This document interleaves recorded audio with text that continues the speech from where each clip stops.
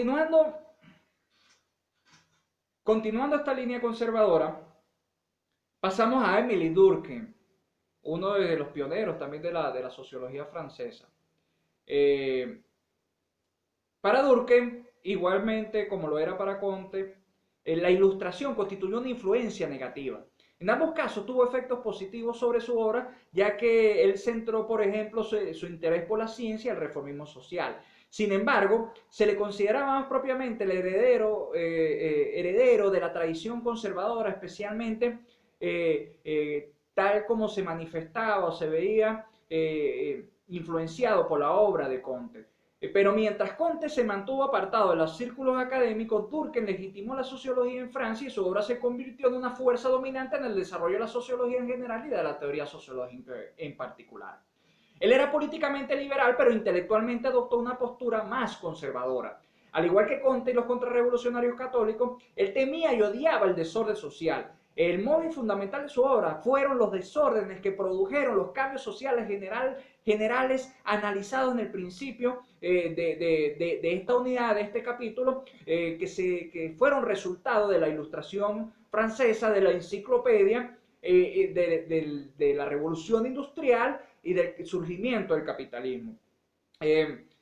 Así que como muchos autores, estudió los conflictos laborales, el derrocamiento de la clase dominante, la discordia entre la iglesia y el Estado y el nacimiento del antisemitismo político en Francia sobre todo.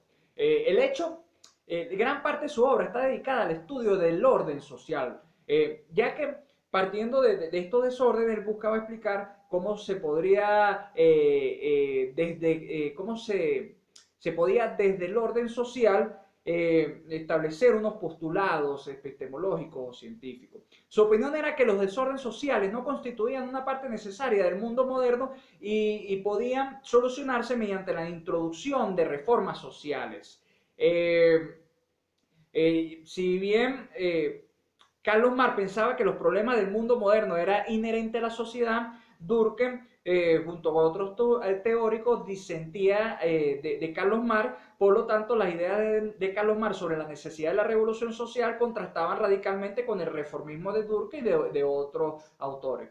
En dos libros publicados a finales del siglo XIX, Durkheim desarrolló una concepción distintiva del objeto de estudio de la sociología y pasó a su verificación en un estudio empírico. En las reglas del método sociológico, él arguía que la tarea especial de la sociología era el estudio de lo que se denominaba los hechos sociales y concebía los hechos sociales como fuerzas y estructuras externas al individuo y eran coercitivas. El estudio de estas estructuras y fuerzas, por ejemplo, el derecho institucionalizado y las creencias morales compartidas, y su efecto en las personas se convirtió en la preocupación de muchos teóricos de la sociología posterior.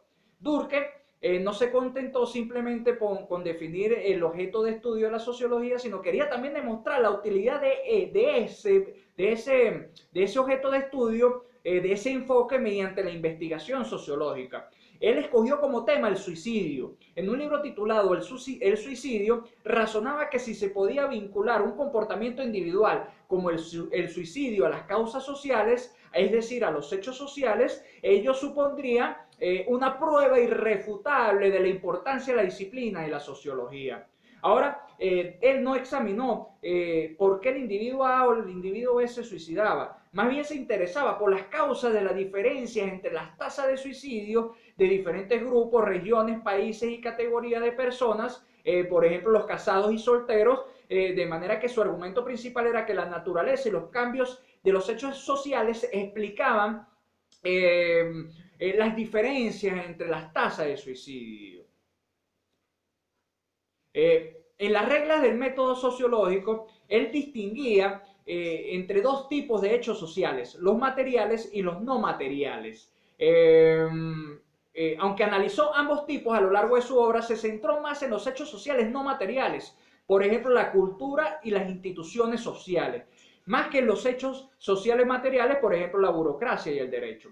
Su interés por los hechos sociales no materiales quedó manifiesto en su primera gran obra, La división del trabajo social, era esta obra. Este trabajo se ocupaba del análisis comparado de aquello que mantenía unidas las sociedades primitivas y las modernas. concluyendo que las sociedades primitivas se mantenían unidas fundamentalmente a través de los hechos sociales no materiales, específicamente mediante una fuerte moral común o lo que él denominaba una conciencia colectiva intensa. Sin embargo, debido a la complejidad de la sociedad moderna, se había producido un descenso de la intensidad de esa conciencia colectiva y el lazo fundamental de unión del mundo moderno era la intrincada división del trabajo que unía a las personas a otras mediante relaciones de dependencia.